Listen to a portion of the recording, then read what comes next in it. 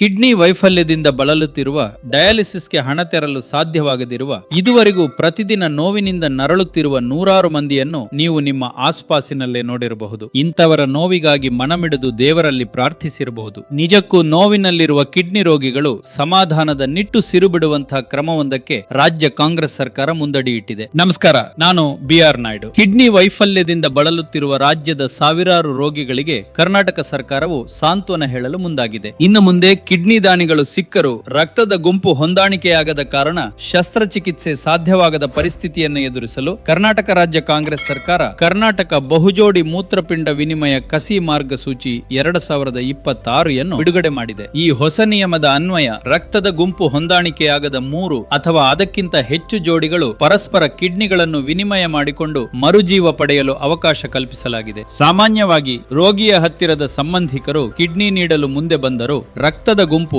ABO ಅಥವಾ histo ಕಾಂಪ್ಯಾಟಿಬಿಲಿಟಿ HLA ಹೊಂದಾಣಿಕೆಯಾಗದಿದ್ದರೆ ಕಸಿ ಮಾಡುವುದು ಅಸಾಧ್ಯವಾಗಿತ್ತು. ಇಂತಹ ಸಂದರ್ಭದಲ್ಲಿ ರೋಗಿಗಳು ದಾನಿಗಳಿಗಾಗಿ ವರ್ಷಗಟ್ಟಲೆ ಕಾಯಬೇಕಾದ ಪರಿಸ್ಥಿತಿ ಇತ್ತು. ಇದರಿಂದ ರೋಗಿಗಳು ವರ್ಷಗಟ್ಟಲೆ ನೋವಿನಿಂದ ನರಳುವುದು ಅನಿವಾರ್ಯವಾಗಿತ್ತು. ಆದರೆ ಈಗ ಜಾರಿಗೆ ಬಂದಿರುವ ಹೊಸ ಮಾರ್ಗಸೂಚಿಯ ಪ್ರಕಾರ ಒಂದೇ ರೀತಿಯ ಸಮಸ್ಯೆ ಎದುರಿಸುತ್ತಿರುವ ಹಲವು ಕುಟುಂಬಗಳು ಪರಸ್ಪರ ಒಪ್ಪಂದದ ಮೂಲಕ ಕಿಡ್ನಿಗಳನ್ನು ವಿನಿಮಯ ಮಾಡಿಕೊಳ್ಳಬಹುದು. ಉದಾಹರಣೆಗೆ, ಒಂದು ಕುಟುಂಬದ ದಾನಿಯ ಕಿಡ್ನಿ ಮತ್ತೊಂದು ಕುಟುಂಬದ ರೋಗಿಗೆ ಹೊಂದಾಣಿಕೆಯಾದಲ್ಲಿ ಅವರು ಪರಸ್ಪರ ಬದಲಾಯಿಸಿಕೊಳ್ಳುವ ಮೂಲಕ ಇಬ್ಬರೂ ರೋಗಿಗಳ ಜೀವ ಉಳಿಸಬಹುದಾಗಿದೆ. ಈ ಪ್ರಕ್ರಿಯೆಯು ಸಂಪೂರ್ಣವಾಗಿ ಕಾನೂನುಬದ್ಧವಾಗಿದ್ದು ಯಾವುದೇ ರೀತಿಯ ವಾಣಿಜ್ಯ ವ್ಯವಹಾರಗಳಿಗೆ ಅವಕಾಶವಿಲ್ಲದಂತೆ ಸರ್ಕಾರ ಕಠಿಣ ಕ್ರಮಗಳನ್ನು ಕೈಗೊಂಡಿದೆ. ಕಿಡ್ನಿ ದಾನ ಮಾಡುವವರು ರೋಗಿಯ ಸಮೀಪ ಸಂಬಂಧಿ ಆಗಿರಲೇಬೇಕು ಎಂಬ ನಿಯಮ ಕಡ್ಡಾಯವಾಗಿದೆ. ಅಲ್ಲದೆ ಇಂತಹ ಕಸಿ ಪ್ರಕ್ರಿಯೆಗೆ ರಾಜ್ಯ ಮಟ್ಟದ ಅಧಿಕಾರ ಸಮಿತಿಯಿಂದ ಮೊದಲೇ ಅನುಮೋದನೆ ಪಡೆಯುವುದು ಕಡ್ಡಾಯವಾಗಿದೆ. ಈ ಸಮಿತಿಯು ದಾನಿಗಳು ಮತ್ತು ಸ್ವೀಕೃತಿದಾರರ ನಡುವಿನ ಸಂಬಂಧ,